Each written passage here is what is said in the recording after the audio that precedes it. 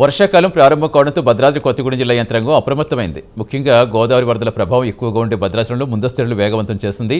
గతంలో వచ్చిన వరదల అనుభవాలు దృష్టిలో పెట్టుకుని ఈసారి ఎలాంటి నష్టం కలగకుండా అధికారులు పకడ్బందీ ఏర్పాట్లు చేస్తున్నారు. వరద ముప్పు పొంచి ఉన్న నేపథ్యంలో ఇరిగేషన్ శాఖ అధికారులు గోదావరి కరకట్టలు, స్లూయిస్ గేట్లు క్షేత్రస్థాయిలో పరిశీలించారు.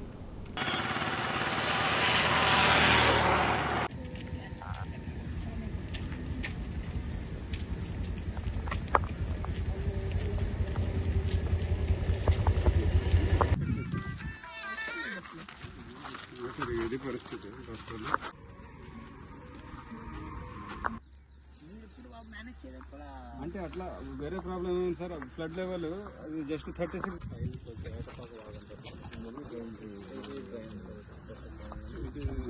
నెంబర్, అది 3 ఇది 4 సార్. 3, 4, 5 సైడ్ ఉండే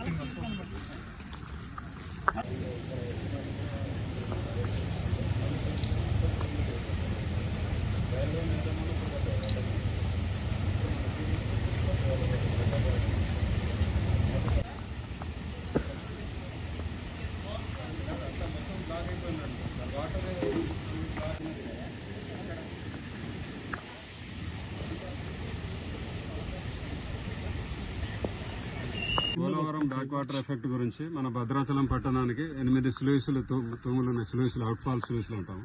వాటిని స్టడీ చేయడానికి సెంట్రల్ గవర్నమెంట్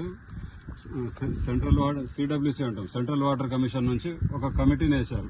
ఆంధ్ర నుంచి ఒక ఇంజనీరు, తెలంగాణ నుంచి నేను ఒక మెంబర్గా, ఒక చైర్మన్, డైరెక్టర్, డిప్యూటీ డైరెక్టర్, వీళ్ళతో మెంబర్స్ వేసి 8 స్లూయిస్ల గురించి భద్రాచలం పట్టణానికి ముప్పు ఏముంది, ముందు ఏం చేయాలా, ఎంత మోటార్లు పెట్టాలా, NHP సబ్ స్టేషన్లు ఎట్లా పెట్టాలా, వాటి డీటెయిల్ గా అధ్యయనం చేయడానికి వాళ్ళు ఒక కమిటీని ఫామ్ చేశారు. దాంట్లో భాగంగా ఇది మొదటి విజిట్ అధ్యయనానికి టీం రావడం జరిగింది. ఇప్పుడు అన్ని స్లూయిస్లు పరిశీలించి వాటి మీద చర్చించి 2 రాష్ట్రాలు ఇంజనీర్లతో, మా చీఫ్ ఇంజనీర్ గారు, ఎస్సీ గారు, వాళ్ళ ఆంధ్ర వాళ్ళు, పోలవరం ప్రాజెక్ట్ అథారిటీని ఒక ఫామ్ చేసింది సెంట్రల్ గవర్నమెంట్. దాంట్లో వాళ్లతో పాటు అందరూ స్టడీ చేసి న్యూట్రల్ గా ఏమేమి చర్యలు తీసుకుంటే దీనికి పట్టణానికి సురక్షితంగా ఉంటుందా అనేది దాని గురించి వచ్చామన్నమాట.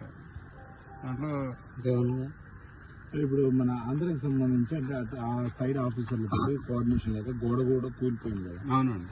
మరి దాని పరిస్థితి ఏంటంటే మోస్ట్ ఎఫెక్టెడ్ మనకి ఇటు నుంచే ప్రాబ్లం పెట్టాను. లెటర్లు కూడా ఉన్నాయి, మేము రాశాం. కారుల శ్రీనివాస్, ధవళేశ్వరంలో ఎస్సీ గారు ఉంటారు, జైలు డీలు కూడా వచ్చారు, వాళ్ళ ఫోటోలు ఉన్నాయి. వాళ్ళ దృష్టికి తీసుకెళ్లామంటున్నారు. ఇంతవరకు ఏం చర్యలు తీసుకోలేదు. ఇప్పుడు ఈసారి కూడా మళ్ళీ చెప్పి దృష్టికి తీసుకెళ్లాం. ఆంధ్ర అధికారి ఆయన ఉన్నాడు దాంట్లో, ఈ దామోదర్ అని, ఆయన దృష్టికి కూడా చెప్పాము. అది దానికి సొల్యూషన్ ప్రాబ్లం అవుతుంది సార్ మాకు.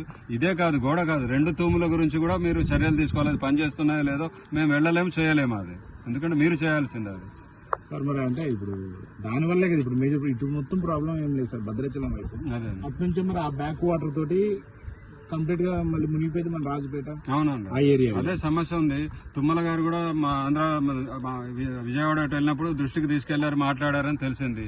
అది మళ్ళీ మేము లెటర్లు అయితే రాస్తున్నాము. పై అధికారులు ఇప్పుడు కొత్తగా మళ్ళీ ఆ సార్ ఈసారి ఇప్పుడు బాధ్యత దాంట్లో రెస్పాన్సిబుల్ చూసుకొని మాట్లాడి చేస్తామని కూడా చెప్పారు అన్నట్టు. ఇప్పుడు వాళ్ళ నుంచి అయితే స్పందన లేదు. మీకు లెటర్లు 2-3 రాశాం, మా ఎస్సీ గారు కూడా రాశారు మొన్నటి దాకా.